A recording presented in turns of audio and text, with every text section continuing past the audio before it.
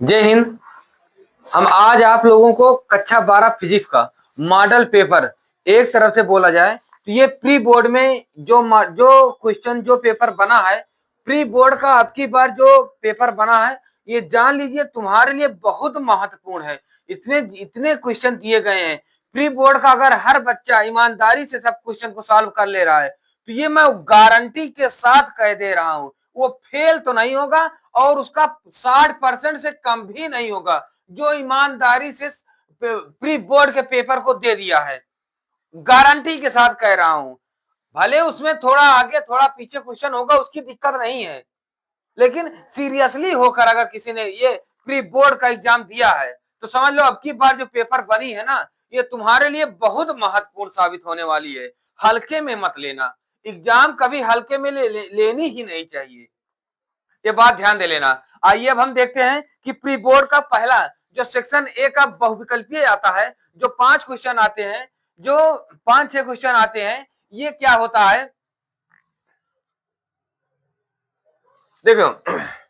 सबसे पहले इसमें सबसे पहला है, पहला क्वेश्चन ये 6 नंबर ना, ये तुम्हें ये जान लीजिए कि तुम्हारे छोटे से बेसिक की ज्ञान, बहुविकल्पीय क्या करता है कि तुम्हारे बेसिक की ज्ञान लेता है कि तुमने क्या अच्छा सीखा है, क्या अच्छा समझा है ना, इसको सीखता है। ये कह रहा है कि पहला, दो समान आवेश के दो बिंदु, दो समान आवेश के दो बिंदु आवेशों को y में रखा गया है, निश्चित दूरी पर रखने पर उनके बीच F1 बल लगता है। निश्चित दूरी पर रखने पर कूलाम के नियम में बता दिया था ना, है ना, बल लगता है जब उन्हीं आवेशों को के परावैद्युतांक वाले माध्यम में इतनी ही दूरी पर रखा जाए। के परावैद्युतांक वाले मतलब जो बल जो कूलाम के नियम में बल लगा है उसमें जाकर उसके माध्यम में परावैद्युतांक के माध्यम में वो मान रख दिया जाए, तब रख दिया जाता है तो उनके बीच F2 बल लगता है। तो अब उनके बीच F2 बल लगेगा, है ना। तो F1 और F2 का मान ज्ञात कीजिए। देखते हैं क्या होता है, कैसे, कूलाम के नियमानुसार, यही सॉल्व कर देना। देखो कूलाम के नियमानुसार क्या हो जाएगा कि माध्यम में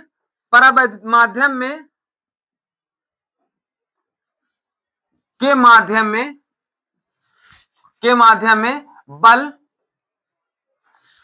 कूलाम का नियम क्या होता है, कूलाम का नियम होता है F equal 1/4πε0 into Q1 Q2 upon R square, sorry R square होता है ना, होता है। अब यहां पर इसके स्थान पर मैंने बता दिया था, ये तो के इक्वल मान होता है ना, मैंने बता दिया था के इक्वल 1/4πε0 इंटू सॉरी इक्वल इसी का मान, इसी का 1/4πε0 का मान क्या होता है 9 इंटू 10 की पावर 9, ये समझा दिया था ना। तो अब यही के स्थान पर कह रहे हैं परावैद्युतांक रखो, तो तब वो बल F1 है, तो F1 इक्वल 1 अपान और सॉरी इसके स्थान पर के रख दो, के Q1 Q2 अपान R square, equation number first मान लो, है ना।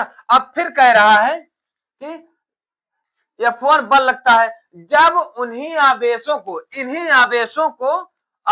को के परावैद्युतांक वाले माध्यम में रखा जाए, परावैद्युतांक वाले माध्यम में रखा जाए तो इनके बीच की कहा गया, के परावैद्युतांक वाले माध्यम में इतनी ही दूरी पर रखा जाता है तो इनके बीच F2 बल लगता है, इनके बीच F2 बल लगता है, यानी F2 बल लगता है कितना कि परावैद्युतांक वाले माध्यम में ये जो F है हमारा, जो F है ये इतना परावैद्युतांक वाले माध्यम में रखेगा, ये लगेगा, है ना। ये बल हमारा कब लगेगा जब परावैद्युतांक वाले माध्यम में ये लगेगा, समझ गए ना, तब ये होगा, समझ गए इस बात को, है ना, है ना। तो इसके बाद यही बात हम रख देते हैं कि अब यहाँ F का मान हम या इसको F1 कर दो, F1, है ना, इसको समीकरण नंबर 2 रख दो। समीकरण 2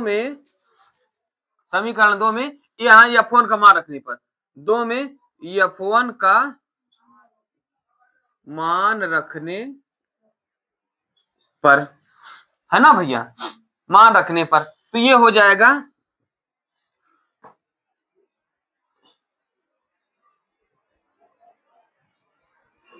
F2 इक्वल F1 का क्या है के। ये अच्छा, ये दोनों एक थोड़ा यहाँ दिक्कत ये है कि ये दोनों एक समान नहीं कर सकते, कि रहने दो कोई दिक्कत नहीं, के Q1 Q2 upon R square, है ना, ये आर स्क्वायर हो जाएगी। अब पूरे का बटे के रख दो। अब ये इसको कैपिटल दिखाओ, ये हमारा स्मॉल और कैपिटल दोनों एक साथ ही दिख रहा है, ये कैपिटल दिखाओ, ये स्मॉल तो दिख रहा है ना, ये कैपिटल करो, थोड़ा हम बड़ा कर दे रहे हैं, ये कैपिटल है, ये कैपिटल है ना, ये कैपिटल है, तो इस पे रख देंगे समीकरण नंबर 3 कर दो, है ना। अब क्या पूछ रहा है, F1 अपान F2 पूछ रहा है, F1 अपान F2 पूछ रहा है, तो F1 का मान हमारा क्या है, ये के Q1 Q2 upon R square upon ये के F2 का मान क्या है, यही तो है, के Q1 Q2 upon R square पूरे का बटे कैपिटल के।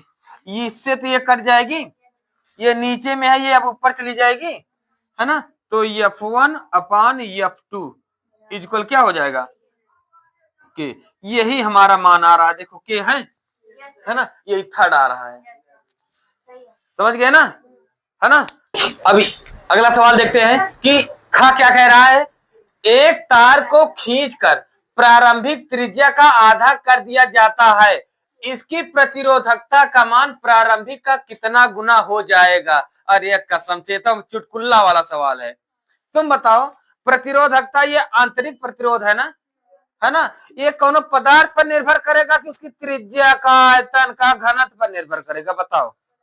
हाँ, पदार्थ पर निर्भर करेगा ना, तो पदार्थ पर निर्भर करेगा, तो ये बताओ, ये पदार्थ हुआ कभी 16 गुना, 8 गुना, 4 गुना, ये कभी गुना होता है पदार्थ, है ना। पदार्थ वो तो जितना पदार्थ होगा जितना स्थान घेरेगा, है ना, तो ये तो भैया क्या होगा, हाँ, अपरिवर्तित होगा, ये तो साफ साफ दिखाई दे रहा है ना। ये तो मतलब ये तो वही हो गई ना कि खाया पिया कुछ नहीं और गिलास थोड़ा भरा आना, है ना। हाँ, कुछ समझ गए ना इसकी बात को, तो इसमें क्या होगा, अपरिवर्तित। इसका लिख लो थोड़ा कि क्योंकि इसमें लिख लो खा वाले में, लेकिन इसका एक चीज, हाँ एक चीज, एक बात है, 16 गुना ये कब होगा, ये 16 गुना कब होगा। डी क्वेश्चन हमारी क्या कह रहा है कि यदि वोल्ट मीटर तथा मिली वोल्ट मीटर का प्रतिरोध क्रमशः X1 तथा X2 हो तो इसमें क्या होगा, ये कह क्या रहा है कि यदि वोल्ट मीटर, पहले ये सब छोड़ो, ये तो समझो, यदि वोल्ट मीटर का प्रयोग हम उच्च प्रतिरोध को नापने में करते हैं, है ना, और मिली वोल्ट मीटर को निम्न प्रतिरोध को नापने में करते हैं प्रयोग, है ना। यहां लिख दें वोल्ट मीटर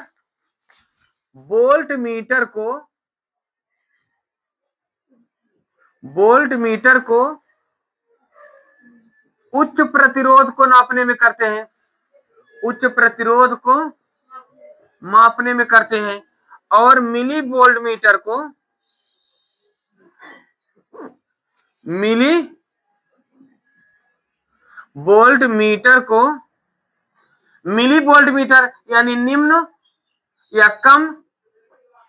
कम प्रतिरोध को नापने में करते हैं, है ना। तो इस अनुसार से हमारा X1, चूंकि उच्च प्रतिरोध वाला X1 है और निम्न प्रतिरोध वाला X2 है, तो हमारा X1 बड़ा होगा X2 के, है ना, X1 बड़ा होगा X2 के, है ना। लेकिन एक बात ध्यान देना कि अब यहाँ पर दो कंडीशन होगा कि इसमें ये तो आगे कहा नहीं जा रहा है, ये थोड़ा ऑप्शन मैं सोच रहा हूं कि यहाँ पर एक ऑप्शन यहाँ से ये नहीं देना था, क्योंकि आप ये भी कर सकते हो, ये भी कर सकते हो। यहाँ इस क्वेश्चन के अनुसार कैसे कर सकते हो, मैंने बताया था यदि प्रतिरोधकता को बढ़ाओगे, है ना, तो उसके तो वहां उस प्रतिरोधकता के अनुसार, अगर उस कंडीशन के अनुसार करोगे तो ये बड़ा होगा, है ना। तो यहाँ पर ना तो प्रतिरोध कहा जा रहा है, बस यही कहा जा रहा है कि यदि वोल्ट मीटर तथा मिली वोल्ट मीटर का प्रतिरोध, केवल प्रतिरोध कहा जा रहा है, X1 X2 है तो अब कहा जा रहा है कौन बड़ा है कौन छोटा है, क्या बराबर है, तो प्रतिरोध कहा जा रहा है। तो वोल्ट मीटर को उच्च प्रतिरोध नापने में करते हैं और मिली वोल्ट मीटर को निम्न प्रतिरोध को नापने में करते हैं। तो इस कंडीशन पे ये सरासर सरासर ये सही है ना, समझ गए इस बात को, है ना, सरासर ये सही है ना। फिर अगर प्रतिरोधकता की बात होगी तो वहां पर ये सही होगा, है ना, ये बात ध्यान देना। फिर इसके बाद आ जाओ रदरफोर्ड परमाणु मॉडल। अच्छा, रदरफोर्ड का परमाणु मॉडल के अनुसार परमाणु के अंदर इलेक्ट्रॉन का पथ कैसा होता है, वृत्ताकार होता है ना। परमाणु के अंदर इलेक्ट्रॉन नाभिक के चारों ओर एक वृत्ताकार कक्षा में चक्कर लगाता है ना, वृत्ताकार कक्षा में चक्कर लगाता है ना। जिसे पहला ये मान लो यहाँ पर नाभिक है, नाभिक के चारों ओर के, है ना, के यल यम यन, है ना, यही तो होता है ना, यही चक्कर लगाता है ना। इतनी बात समझ गए, है ना, पूरी तरह। तो एक वृत्ताकार कक्षा में चक्कर लगाता है। अच्छा, कई बार एक दो बार बच्चे बोले कि सर ये दीर्घ वृत्ताकार कक्षा में चक्कर लगाता है। यार दीर्घ वृत्ताकार में मत करना, है ना, वृत्ताकार कक्षा में चक्कर लगाता है, क्योंकि रदरफोर्ड साहब ने कहा था कि उसके चारों ओर ऐसे घूमता रहता है ना, तो केवल वृत्ताकार चक्कर लगाता है ना, ये बात ध्यान देना।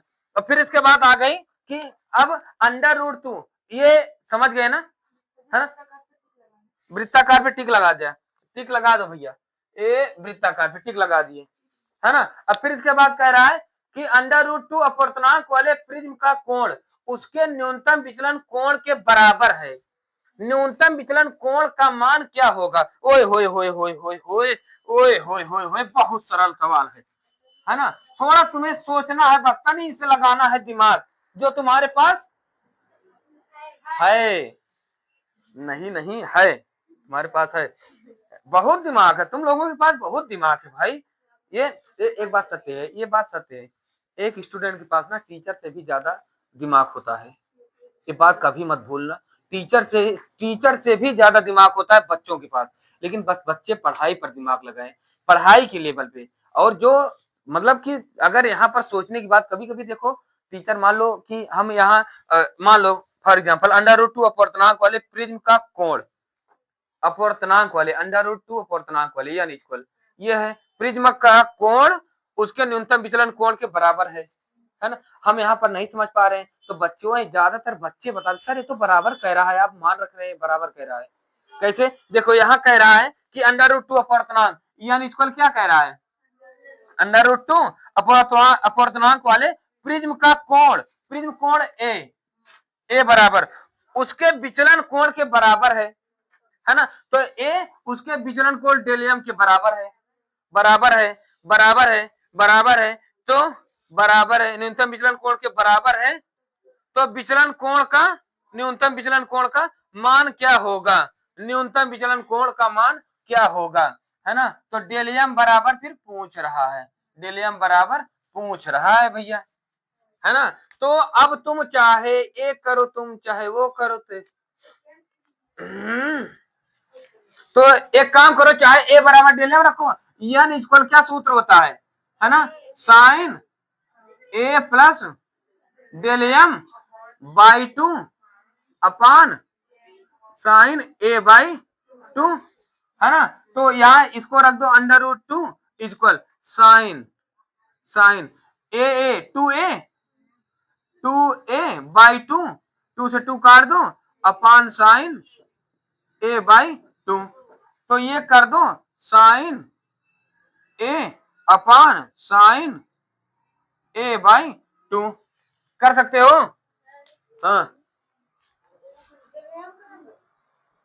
डेलियम के स्थान पर मैंने तो डेलियम इक्वल ए रख दिया ना भाई, चाहे डेलियम इक्वल ए रखो या ए इक्वल डेलियम रखो, हमें यहाँ नीचे ए है, आगे कटान में आसानी हो जाएगी तो हम लगा दे रहे हैं, क्या दिक्कत है।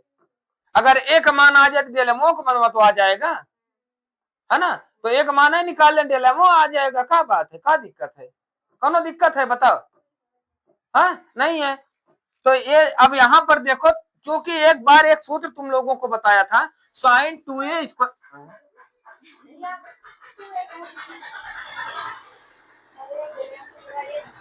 कहा,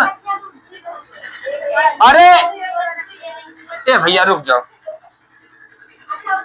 यहाँ पर ये तुम्हें एक समस्या आ रही है कि ये कैसे 2a आ गया। तो देखो यहाँ साइन साइन ये a तो है ही, प्लस ये डेलियम के स्थान पर हम a रख दे अपान 2, पूरे का अपान साइन a/2। अब यहाँ a से a जोड़ेंगे तो 2a हो जाएगा, है ना, फिर ये तो 2 है ही, अब ये ऐसे लिख दिया, अब 2 से 2 कट गई ना, तो यहाँ बच गया साइन a और साइन a/2, ये बचा। अब एक सूत्र तुम्हें बताया था, sine 2a equal to sine a cos a, ये बोला था ना, या साइन मतलब 2 साइन थीटा, थीटा भी कर दो तो तुम्हें समझ में आएगा, ये नहीं थीटा कर दो, थीटा कर दो, थीटा कर दो, है ना। अगर 2 साइन थीटा, अगर मान लो हमारा थीटा इक्वल थीटा/2 होता तो यहाँ थीटा/2 लिखते, है ना, यहाँ थीटा/2 लिखते, यहाँ थीटा/2 लिखते, लिखते कि ना लिखते, है ना। तो अगर हम इसी में ये देखो, अगर हम इसी में ये साइन यहाँ 2 से हम गुणा कर दे और 2 से भाग कर दे, कोई दिक्कत होगी?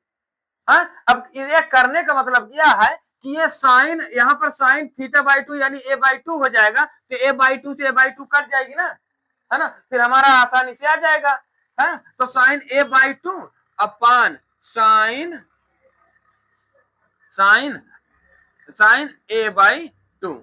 अब ये 2 चाहे यहाँ इसको इसके नीचे कर दो, है ना, बात तो वही हुई, तो लेकिन हम लिखेंगे, अधूरा नहीं छोड़ेंगे, तो साइन 2a/2 अपान साइन a/2।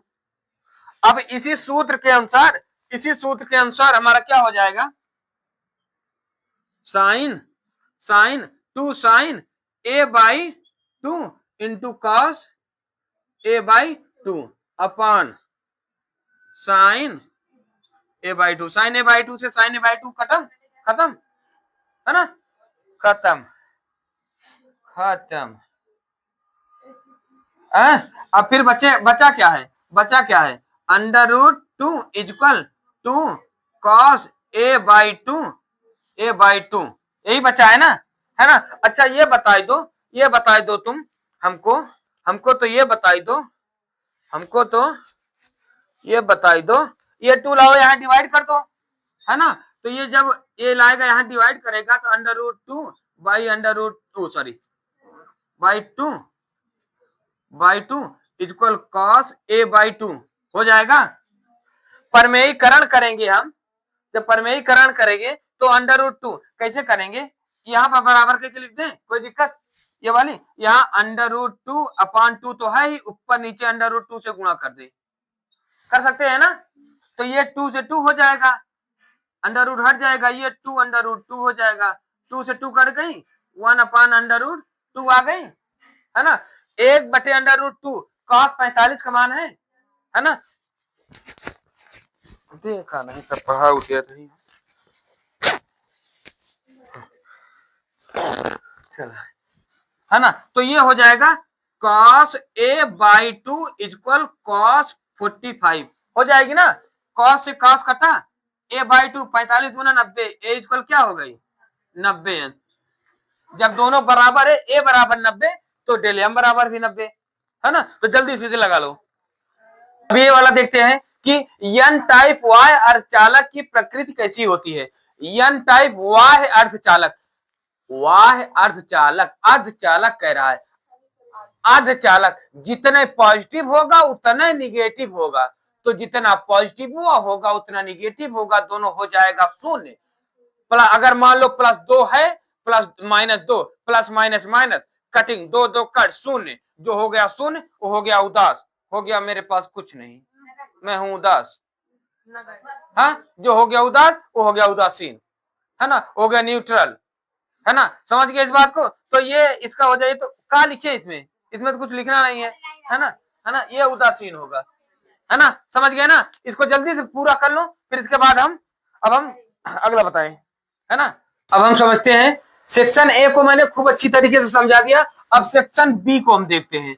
सेक्शन बी भी तुम्हारा 6 नंबर का आता है, एक नंबर के क्वेश्चन होते हैं, ये भी समझ लो तुम्हारा बेसिक का ज्ञान होता है। सब में जो जैसे जो हेडिंग्स बोली गई हैं, जो तुम्हारे टीचर ने तुम्हें पढ़ाया है, उस हेडिंग के अंदर जो बीच बीच में नोट करके, जैसे मैंने तो नोट करके सब में लिखवाया है, वही जो नोट करके लिखवाता हूँ वही आती है एक एक नंबर का। इसलिए हर बार बोला हूं, मैं हर हेडिंग में 1 2 3 नोट तो जरूर कराता हूं, चाहे जितनी हेडिंग हो। तो वही नोट जो है ये आती है ज्यादातर, ध्यान देना। अब ये कह रहा है आई तथा 4i तीव्रता की दो तरंगों के अधिकतम परिणामी तीव्रता का मान ज्ञात कीजिए जब तरंग कला संबद्ध हो, है ना। जब कला संबद्ध के लिए क्या होता है, कला संबद्ध के लिए तीव्रता का मान उनके तीव्रताओं के योग के बराबर होता है ना। कला संबद्ध का यही तो होता है ना। क्या होता है कला संबद्ध, आई इक्वल कला संबद्ध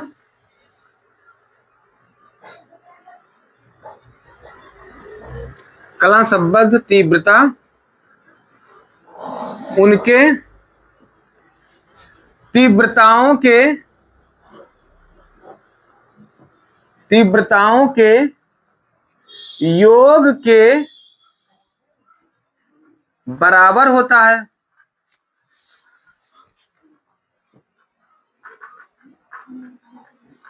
अतः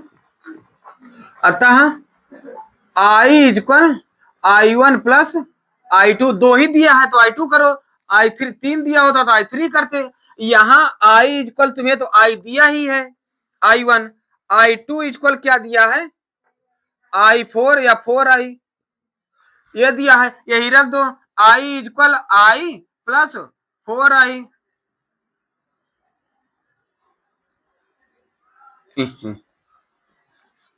फोर आई तो 4 1 5, आई इक्वल 5i।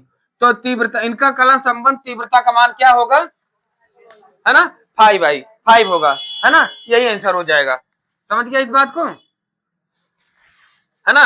अब अगली हेडिंग हमारी है, ठीक है ना। इसको समझ गए। ये तो मैं कई बार बताया हूं ना कला संबंध के बारे में। कला संबंध उसकी तीव्रता का योग उनके परिणामी तीव्रताओं के योग के बराबर होता है ना। इसको कई बार बता दिया हूं, है ना। अब फिर इसके बाद आ गया अर्धचालक में कोटर तथा इलेक्ट्रॉन दोनों क्यों पाए जाते हैं। अर्धचालक में कोटर तथा इलेक्ट्रॉन दोनों क्यों पाए जाते हैं। देखो अर्धचालक में कोटर और इलेक्ट्रॉन दोनों के गुण पाए जाते हैं, है ना। बस अब जो कोटर होता है, जो इसमें मुक्त इलेक्ट्रॉन होते हैं, मुक्त इलेक्ट्रॉन के गुणों में जो विराजमान होता है उसे हम कोटर कहते हैं, है ना। कैसे, पहले तो ये लिख दे अर्धचालक आ जाएगी इतने में। देखो यही चीज अब क्या होता है कि क्योंकि मतलब देखो अर्धचालक में कोटर तथा इलेक्ट्रॉन दोनों के गुण पाए जाते हैं। कैसे पाए जाते हैं कि देखो देखो भाई, जब अर्धचालक को उष्मा तथा ऊर्जा मिलती है, जब क्यों भाई किसी को भी ऊर्जा मिल जाएगी तो अपना जगह ये छोड़ के चला जाएगा कि नहीं, है ना। ज्यादा ऊर्जा मिल जाएगी तो आगे बढ़ जाएगा, भाई एनर्जी मिल गई चला जाएगा आगे। तो जब अर्धचालक को उष्मा या ऊर्जा मिलती है तो कुछ इलेक्ट्रॉन मुक्त होकर चालन बैंड में चले जाते हैं। ऊर्जा मिलेगी चालन बैंड में चले जाते हैं। मैंने वहां चालकता में बता दिया था ना खूब अच्छी तरीके में चले जाते हैं, जिसके कारण कुछ खाली स्थान हो जाता है। भाई अब जो जगह छोड़ के चला जाएगा तो वहां का स्थान तो खाली होगा ना, वही जो स्थान खाली होता है ना उसी को कोटर कहते हैं, है ना। कहते नहीं यार वो चला गया उसका कोटा कौन पूरा करेगा, है ना। कोटा कौन पूरा करेगा, कोटा मतलब खाली स्थान, है ना। कहते रहे यार अब उसका कोटा कौन पूरा करेगा, कहते हो ना। तो यार अब उसका कोटा कौन पूरा करेगा, तो अब कोटा यानी कोटर, अब इसका कोटर कौन पूरा करेगा। तो भाई जब चला गया है तो अब यही आवेशवा जो है, जो आवेश होगा, जो इलेक्ट्रॉन पर कोई तो आवेश होगा, है ना। चाहे इलेक्ट्रॉन प्रोटॉन कोई भी हो तो आवेश तो कोई होगा। तो यही आवेश का कुछ तो काम वहां पर खाली करने पर है, तो खाली हो गया तो वहां कुछ काम करेगा, है ना। तो अब वहां पे स्थान आ गया इसका इलेक्ट्रॉन का, है ना। ये काम करने लगा कुछ और फिर ये कोटर जो जगह खाली कर दिया। तो कुल मिला के अर्धचालक में दोनों का काम होता है ना। इसलिए ये कहा जा रहा है कि कोटर के आवेशित कण का व्यवहार करता है, कण की तरह व्यवहार करता है, कण की तरह व्यवहार करता है, आवेशित कण का व्यवहार करता है, ठीक है। कोटर कोटर के काट दो, फिर कोटर आवेशित कण का व्यवहार कर,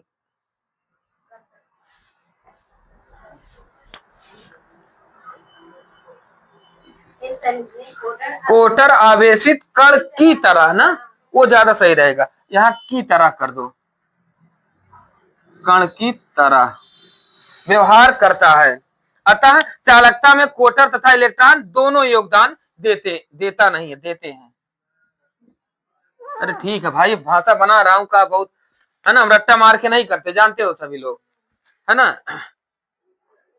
जब अर्धचालक को ऊष्मा या ऊर्जा मिलती है तो कुछ इलेक्ट्रॉन मुक्त होकर चालन बैंड में चले जाते हैं, जिसके कारण कुछ खाली स्थान हो जाता है, जिसे कोटर कहते हैं। यहां तक तो सब समझ गए हो, है ना, है ना। कोटर के आवेशित कण की, के कर ही दो, यहाँ के था ना, कोटर के आवेशित कण की तरह व्यवहार नहीं, के ना रहे, नहीं अब भाई नहीं बन रहा, क्या करे। कोटर आवेशित कण की तरह व्यवहार करता है, अतः चालकता में कोटर तथा इलेक्ट्रॉन दोनों का योगदान होता है ना, समझ गए। अब फिर इसके बाद अगला क्वेश्चन है कि यदि पी तथा लेमडा क्रमशः कण तथा तरंग के गुण को प्रदर्शित करते हैं तो कण के तरंग प्रकृति को प्रदर्शित करने वाले व्यंजक का नाम व रूप लिखिए। अरे यार ये तो सरल है ना, de Broglie, de Broglie, lambda equal H upon P,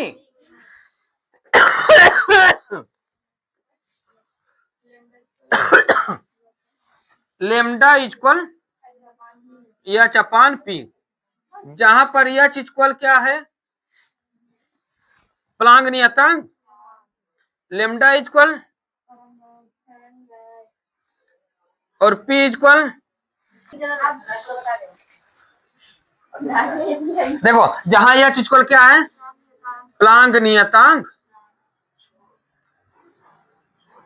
और एच लेमडा इक्वल तरंग दैर्घ्य, और पी इक्वल कण का संवेग,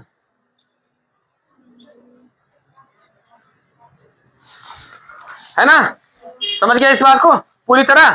चलिए अब ये आगे क्या कह रहा है। अब रेडियो धर्मी, मैंने वहां तुम्हें पूरी तरीके से समझा दिया था ना, क्या रेडियो तरंगों तथा सूक्ष्म तरंगों में किसका आवृत्ति तथा तरंग दैर्घ्य अधिक होता है।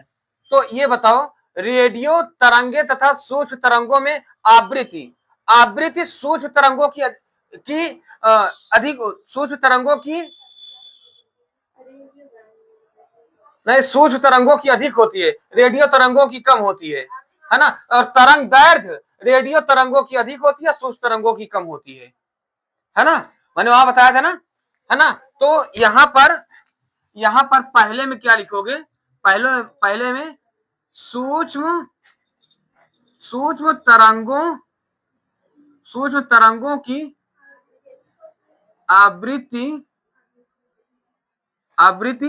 अधिक तथा रेडियो तरंगों की कम, तथा रेडियो तरंगों की आवृत्ति कम होती है, और रेडियो तरंगों की तरंग दैर्घ्य अधिक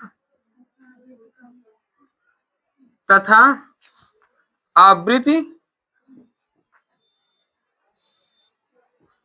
कम होती है,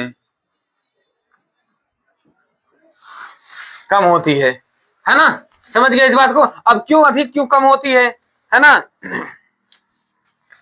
क्योंकि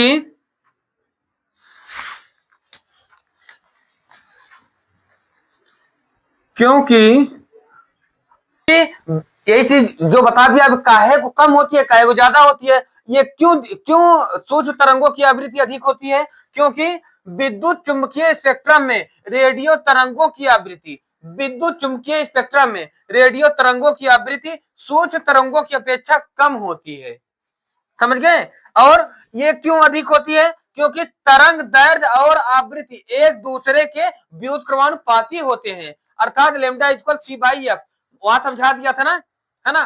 तो रेडियो तरंगों की आवृत्ति कम होती है, इसलिए इसलिए इनकी तरंग दैर्ध्य सूक्ष्म तरंगों की अपेक्षा अधिक होती है ना। समझ गए इस बात को? जल्दी से इसे लिख लो, फिर इसके बाद हम अगली क्वेश्चन बताए। जल्दी लिख लो। चलिए ए भैया, अब ध्यान देते हैं। अगला सवाल हमारा क्या कह रहा है कि एक, अच्छा इससे पहले एक थोड़ा दिक्कत है। एक हमारा एक लड़का भी बताया कि सर, हाँ, तो इसमें एक की सर ये वाला जो बोला गया था, इसमें कहा जा रहा है कि दूसरा वाला रेडियो तरंगों की तरंग दैर्ध्य अधिक तथा रेडियो तरंगों की तरंग दैर्ध्य अधिक तथा सूक्ष्म तरंगों की कम होती है। तो मैंने सूक्ष्म तरंगों ना कह के इसका आवृत्ति लिख दिया, क्योंकि इसका आवृत्ति लिख दिया, कोई बात नहीं, क्योंकि इसकी आवृत्ति कम होती है जो पहले मैं दिखा ही चुका हूं। तो यहां पर अगर कहो तो ये रेडियो तरंगों की तरंग दैर्ध्य अधिक तथा तथा सूक्ष्म तरंगों की तरंग दैर्ध्य कम होती है, तथा तथा सूक्ष्म तरंगों की तरंग दैर्ध्य कम होती है। बस वो तो एक ही बात हुई ना, समझने वाला, लेकिन ठीक है, ये बहुत बढ़िया बात था, मैंने ये नहीं लिखा था, है ना। ये बात समझ गए हो ना, है ना। फिर इसके बाद ये घा हो गई। अब अंगा देखते हैं क्या कह रहा है। एक समान चुंबकीय क्षेत्र में स्थित चुंबकीय द्विध्रुव पर लगने वाले बल आघूर्ण टाउ का व्यंजक क्या होगा? मैंने बता दिया है ना क्या। एक समान चुंबकीय क्षेत्र में लगने वाले बल tau equal M B sine theta, है ना, यही तो बोला हूं, है ना। लगने वाले बल tau equal M B sine theta ना, यही तो बोला हूं। इसका सदिश रूप क्या होगा? इसका सदिश रूप होगा, सदिश रूप tau equal vector M cross vector B, है ना। ये होगी जहां जहां टाउ इक्वल क्या है,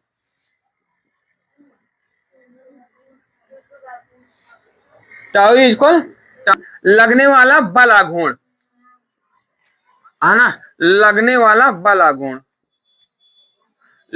देखो, है ना, टाउ इक्वल क्या होता है? टाउ इक्वल लगने वाला बल आघूर्ण, लगने वाला बल आघूर्ण, और एम इक्वल चुंबकीय द्विध्रुव आघूर्ण, चुंबकीय द्विध्रुव आघूर्ण। ये बी इक्वल क्या होता है? चुंबकीय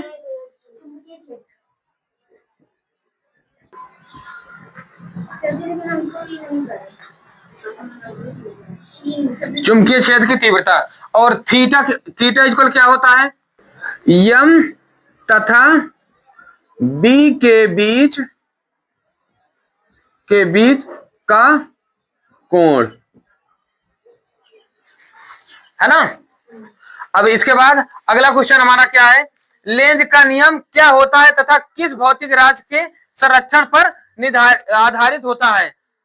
ये लेंज का नियम आवेश संरक्षण के नियम पर आधारित होता है ना, है ना। आवेश संरक्षण के नियम पर आधारित होता है। आवेश संरक्षण का नियम क्या कहता है कि आवेश को ना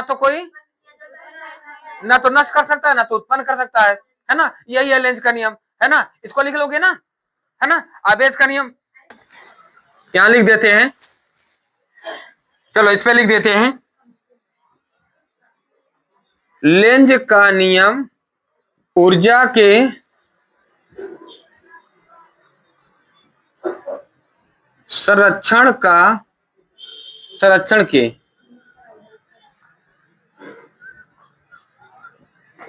नियम पर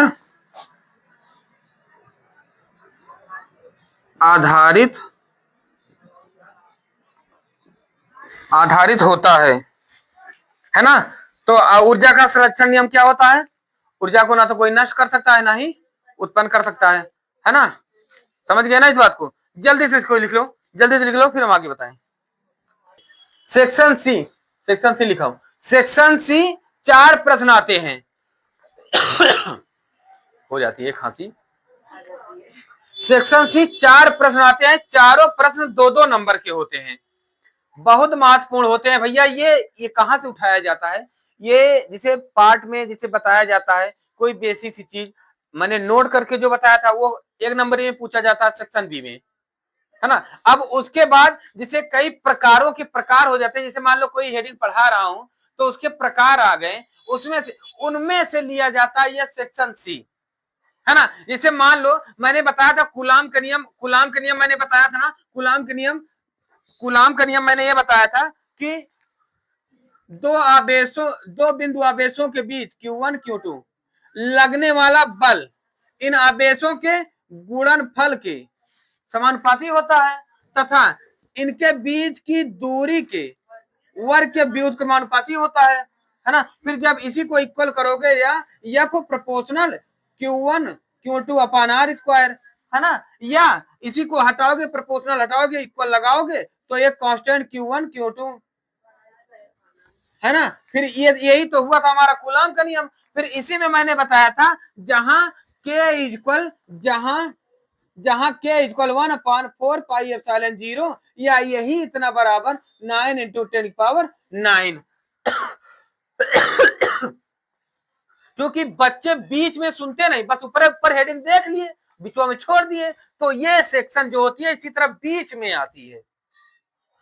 अब यही कह रहा है कि पहला, यदि एप्सिलॉन 0 इक्वल 8, एप्सिलॉन 0 का मान बताया था ना, है ना, 8.85 × 10⁻⁻12, है ना, इतना होता है, इतना फैराड प्रति मीटर तथा μ0 इक्वल 4π × 10⁻⁻7 हेनरी प्रति मीटर हो तो दिखाइए कि 1/4πε0 इक्वल 9 × 10⁹, है ना। अब इतना इक्वल निकालना है तो निकाल लोगे ना, कैसे होगा बस देखो। तो सॉल्यूशन क्या होगा, 1/4 इंटू पाई का मान 22/7 होता है, 3.14 रखो, है ना, 3.14 इंटू एप्सिलॉन 0 का मान क्या है 8.85 इंटू 10⁻⁻12, है ना। ये होती है। पहले तो एक बात कर लो, ये 4 को मल्टीपल कर लो सब पे, ये मल्टीपल करो कितना आ रहा है, हाँ, इंटू 10⁻⁻12। फिर जब इसे पूरा सॉल्व करोगे तो ये 1/4πε0 इक्वल है 4πε0 इक्वल है। तो जब इसको लगभग सॉल्व करोगे, ये पूरा सॉल्व करोगे, इसको ऊपर ले जाओ, 1/111 इंटू 156, इसको ऊपर लेकर चले जाओ, इंटू 10⁻, ये माइनस में ऊपर प्लस में हो जाएगा, है ना।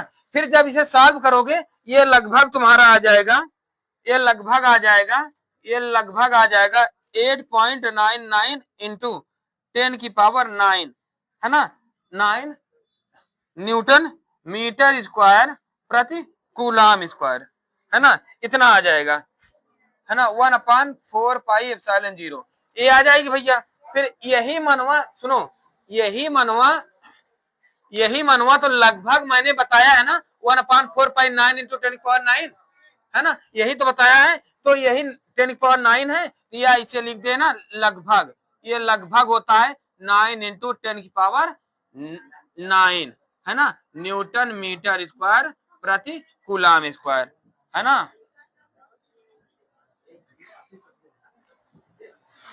समझ गए इस बात को, है ना। तो इतना ये लिख लेना। फिर इसके बाद अब ये बहुत महत्वपूर्ण प्रश्न है, ये बहुत महत्वपूर्ण, इससे 2 तरीके से बनते हैं क्वेश्चन। पहला क्वेश्चन बनता है कि ये एप्सिलॉन 0 या μ0 का मात्रक बताइए, क्योंकि तुम्हें पकड़ना कहां से, ये मीटर पर सेकेंड, मीटर प्रति सेकेंड, ये किसका मात्रक होता है, चाल का मात्रक होता है ना, चाल यानी चाल, प्रकाश की चाल, तो वहां से ले लोगे, प्रकाश या चाल से ले लोगे, है ना। तो यहीं से पकड़ना होता है तुम्हें, जो जैसे मात्रक निकालना है। अभी तो यहाँ पर इसका मान पूछ रहा है कि इसका मान इतना होगा, बताओ, है ना। तो ये लगभग प्रकाश की चाल का मात्रा जानते हो कितना होता है ना। तो ये यही इतना होता है ना। तो हम इसको सॉल्व करते हैं कैसे, 1/1 under root epsilon 0 mu 0 equal 1 epsilon 0 का मान कितना दिया हुआ है, 8.85 इंटू 10⁻12। इसको मिटा दें,